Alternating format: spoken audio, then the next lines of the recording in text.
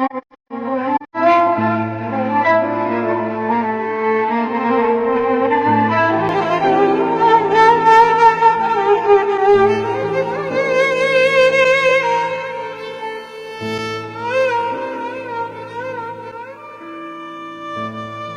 تعبت من الشغل يا عم بقى وعايزه اكل. استنى، ربنا هيكرم دلوقتي.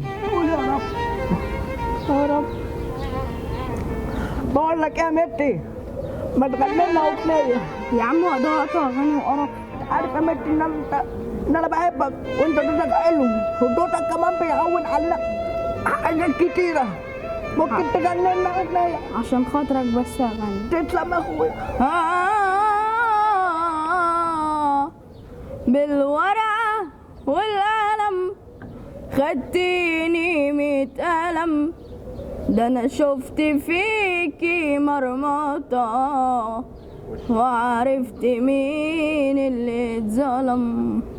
ليه اللي جايلك اجنبي عارفة عليه تطبطبي وتركب الوش الخشب وعلى اللي منك تقلبي. الله عليك يا متي، صوتك حلو يا اخويا. شكرا يا كابتن.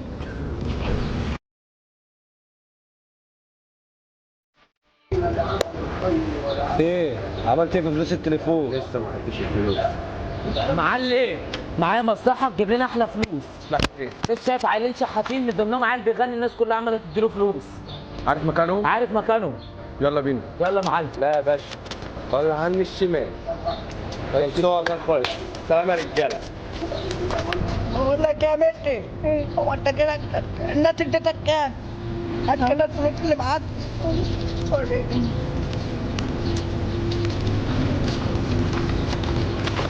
مش فلوسك دي يا حبيبي. يا عمي اقعد يا يا عم مالكش دعوه بمتي. خد الوقت كمان.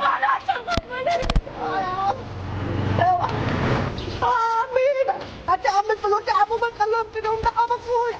هات يا اقعد انت ايدك ناعمه قوي. يلا يا عم، يلا اقعد يا معاك.